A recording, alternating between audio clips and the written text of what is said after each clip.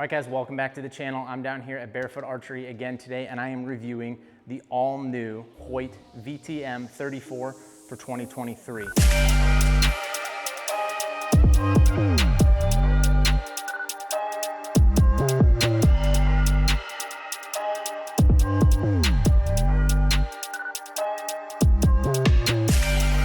I'm gonna call it right now. I think this is the best bow for 2023. Me personally, that is my opinion. I've got to shoot the Phase 4s, I've got to shoot these VTMs. The RX-7 hasn't changed, that's a killer bow from last year. I got to shoot the new PSEs, and I think this bow, they made enough improvements on this bow from last year, from the Ventum Pro model, that it is really making me look hard into getting one of these, maybe for this year or next year, 2023. I'm not sure yet, but this bow has really started to change my mind. I'm not a brand loyalist, whether it's Matthews, Hoyt, Bowtech. I've shot all of them, and I go with the bow that, in my opinion, feels the best for me that year. What Hoyt has done in this year's bow, they have changed enough, which makes this bow feel a lot more comfortable to me than the Ventum Pro did last year. I thought that was a great bow last year, but the improvements they made on this have really stood out and made this bow one of the top contenders, in my opinion. So some of the things that they did this year, which is a change from, let's go over the things that are the same. So they still have the HBX Pro Cam. It has the rotating mod. You can change your let off from 80 to 85%. Me personally, I like to shoot 80% all the time. It makes that draw cycle feel a little smoother. It takes a little bit of that hump at the end of it out. This bow is set at 85% right now, 70 pounds. I love the draw cycle that these Hoyts have. There's no real stiff spot. It's as soon as you start to draw, it's a little stiff, but that stiffness kind of dissipates until you get into the back wall, and then it's over.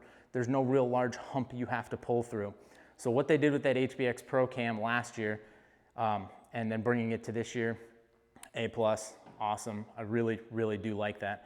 I also feel like with these Hoyts, you could almost draw a little bit more weight than you could with Hoyts in the past.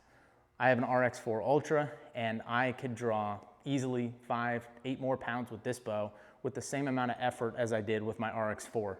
So what they've done to the draw cycle, they have made this thing really, really smooth and fun to shoot. Some of the design change that they had for this year comes mostly in the riser and with these little string stops. Like, let's be honest, how much do we care about these little string dampeners, not string stops, but string dampeners? No one pays attention to these.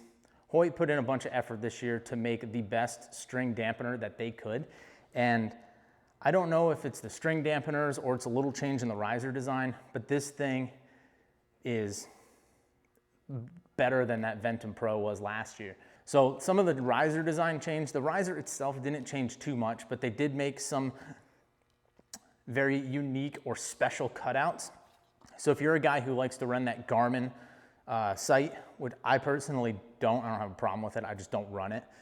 They have made some cutouts here in the front of the riser to allow your wiring and everything for your little push button range in the front to be a little bit more tucked into the bow and streamlined and a little less bulky just around the grip with all your wire tape and zip ties and all that.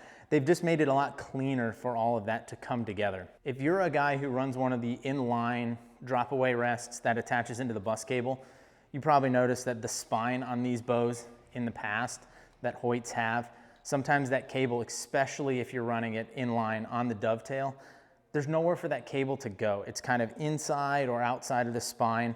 What they did was they actually made a cutout here in the spine. So if you were a guy who runs that inline drop away rest, you can get that cable through here and into your bus cable without having to reroute it. So that's pretty cool. They've definitely looked at some things that they could improve, and they have definitely made improvements on them. So the last thing they did to this riser, which really stands out to me and what makes this bow feel really good in my hand, was they changed the grip angle a little bit. They changed it about 4 degrees, which doesn't sound like a lot, but Hoyts have always kind of had like a little bit more of a high-wristed grip. And for someone like myself who puts a lot of heel pressure into the bow, I didn't like that. I felt like I was putting too much heel pressure and I was really kicking the bottom of the bow out all the time just from my natural grip. That's kind of why I tended towards Matthews, is because they had a little bit more of an up and down grip, and I preferred that. So Hoyt, by taking out 4 degrees in the riser design here, They've really made that grip a little bit more up and down and made it fit my shooting style a little bit more and a lot better. So I really do like that on this bow. Their Vital Point grip has not changed. It's a good grip. It's not the grip I would probably run because I don't really like the swells on the side of it. But if you're someone that this grip feels comfortable, it's got a nice flat back to it, which is important to me.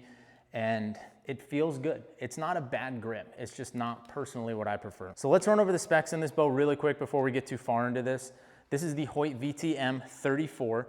It actually measures out to be 33 3/4 inch axle to axle. It's a 6 1/4 inch brace height.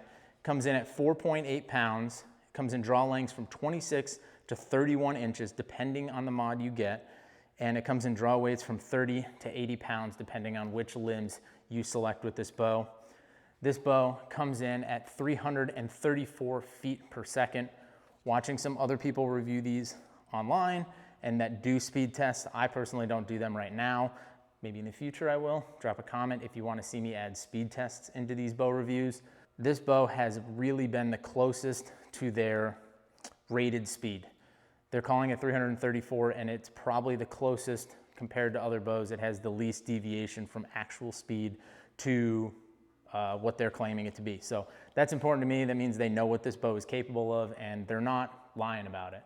Not that I don't think any bow company is really lying about it, but I think people do fudge numbers a little bit to make their bow sound maybe a little better than it is. But let's shoot a few arrows to this thing. I mentioned it earlier in this video. I really like the draw cycle on this HBX Pro Cam. I liked it last year, and it hasn't changed. It's a little bit longer axle to axle, 3/4 of an inch. It just feels really good. It's just got that little hump right at the end, and that's probably because it's at 85% let off. I bet if I dropped this down to 80, it'd take a little bit of that hump out of it. This bow is also a little short for my draw length, so that hump's coming a little sooner than I kind of expect, but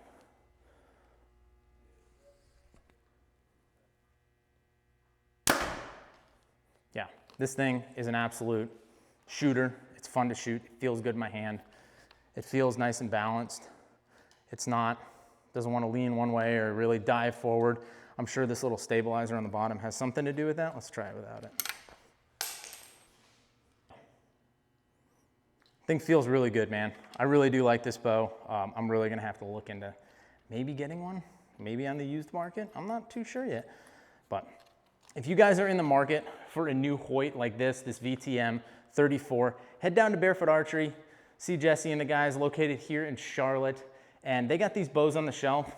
They'll get you set up with one if this is what you want to shoot. They also have another wide selection of bows, whether it's Matthews, PSE, Bear. They carry quite a bit. Thanks for watching the video, guys. I'm Jeff Cordero. We'll check you out on the next video.